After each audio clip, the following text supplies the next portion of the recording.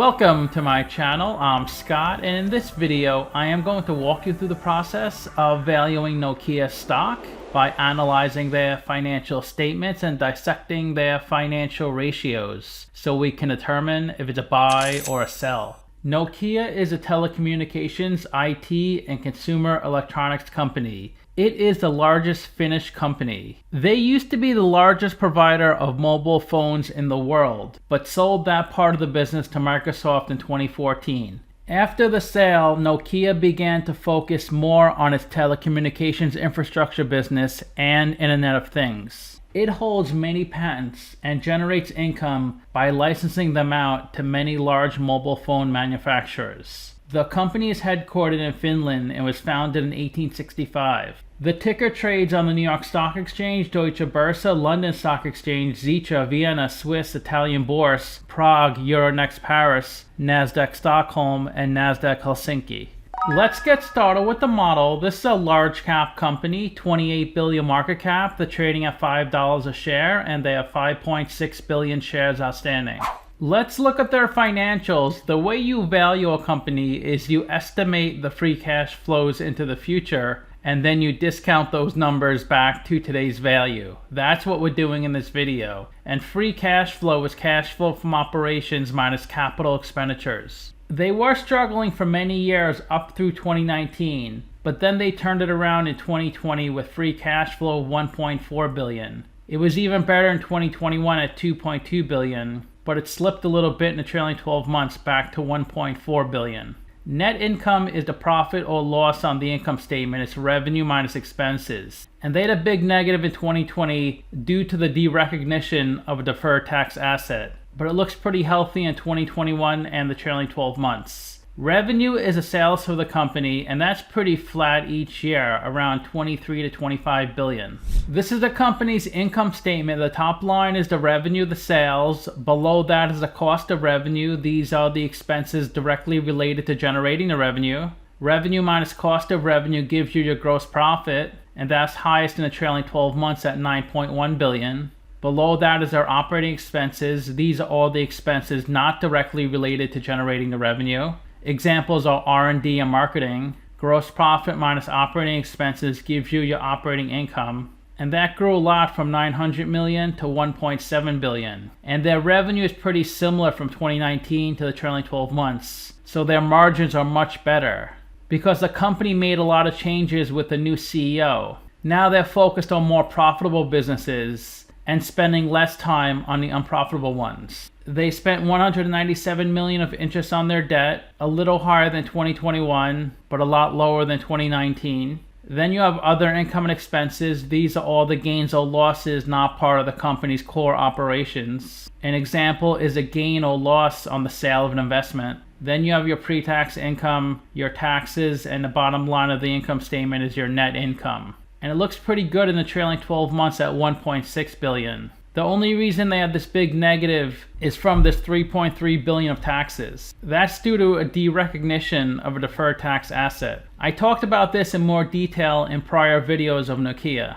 But if I was you, I would just focus on operating income when I look at the income statement, not net income. This is the company's statement of cash flows. The top line is operating cash flow. That's how much cash the company generates from its operational business. So you can see in 2020, even though they had negative profit, they still generated 1.8 billion of cash flow. Operating cash flow is a much better indicator of how the company's doing than net income. Because you could think of operating cash flow as net income converted to cash. They spend 500 million to 700 million a year in CapEx. Operating cash flow minus CapEx gives you your free cash flow. And they had a lot of free cash flow in 2020, 2021, and the trailing 12 months. They did add debt in 2019 and 2020, but they paid a lot down in 2021 and the trailing 12 months. All their financials are reported in euros. I converted these numbers to US dollars on my Excel spreadsheet. Let's look at the capital structure. 19 billion of equity, 6 billion of debt. They're 75% equity, 25% debt. And they could pay off all the debt with the cash on their balance sheet and still have 4 billion of cash left over. I gave them the highest whack on Finbox, 8.5%, and that's a discount rate we're going to apply to the future cash flows. We estimated 4 years of future free cash flows. We also estimated a terminal value, which is all cash flows past year 4, that's $32 billion. We discounted those numbers back to today using a weighted average cost of capital. We get a value of the company of $29 billion. We divide that by 5.6 billion shares. And we get a calculated stock price of $5.20. They're trading at $5, so they're trading at a 4% discount. It's a buy according to the model. Their revenue target for 2024 is 24.7 billion euros. 1 euro equals 1.07 US dollars. When you convert this number to US dollars, it's 26.5 billion. Their revenue target for 2023 is 26 billion, for 2022 is 25 billion, and I continued this growth into 2025 and I got 27 billion. That's how I got their future revenue estimates. They convert on average 7% of their revenue into free cash flow, so I multiplied their future revenue estimates by 7%. That's how I got their future free cash flows. The website Simply Wall Street values the company at $4.59. They're saying the stock is 9% overvalued. 5 analysts priced this stock and the average price target is $7.41, the low is $6.50, the high is $9. This is where the stock has been trading the last 5 years. Parts of 2017 and 2019, the stock was over $6.50. Then it fell to below $3 when COVID hit, and it more than doubled since then. But it has been regressing the past few months, like most stocks have been in this bear market. It's hovering around $5. They pay a really small annual dividend of 2 cents. That's a yield of 0.42%, which is 7% of their net income, 9% of their free cash flow. But you can see from 2001 through 2018, they were paying a much higher dividend, up to 83 cents a share, which is more than 40 times as large as today's dividend. Here's their historical dividend yield, and you can see it's all over the place. But the projection is for their yield to hit 3.8% by 2024.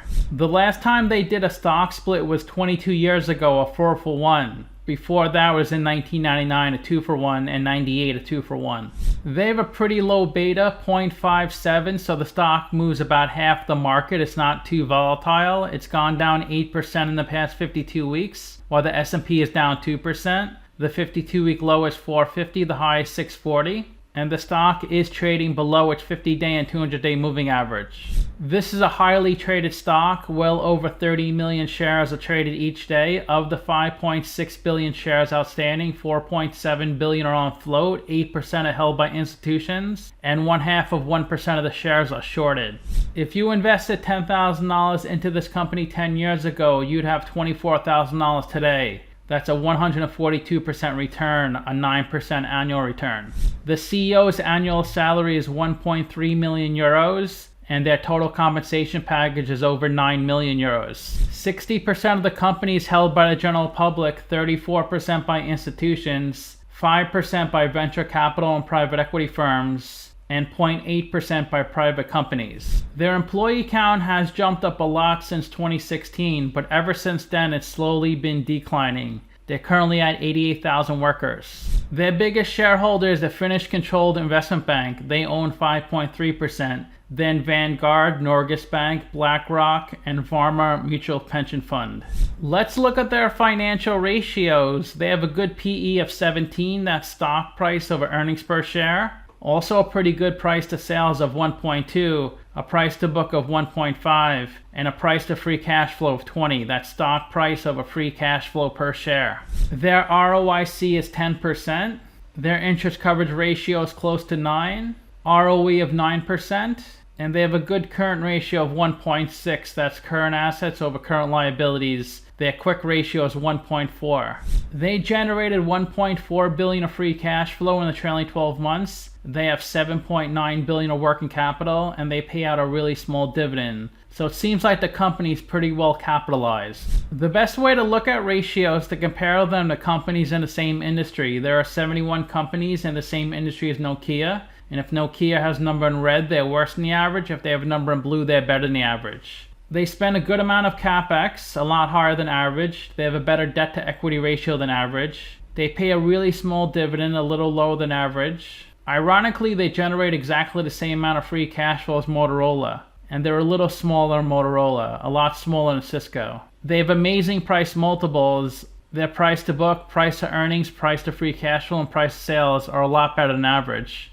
They generate a lot more revenue than Motorola, even though they're smaller. And the reason the stock price isn't increasing is because their revenue is flat. It's down 1% on average the past 5 years. Cisco isn't that much better. They're only up 1%. So to summarize, I have them trading at a 4% discount, and I think this stock has the potential to 2 or 3x in the next few years. But it seems like we keep waiting and waiting and waiting for this stock to go up, and it never does. It's hard to park your money into a stock and never see much growth. But I really do like the future of this company, especially with the CEO's vision. I rank their free cash flow 6 out of 10, their revenue 7 out of 10, and their ratio is 9 out of 10. So let me know what you think. Give this video a like, subscribe, or comment below. Also, if you'd like to get a custom valuation or just support the channel, you can become a member by clicking on the link in the description below. Thanks for watching.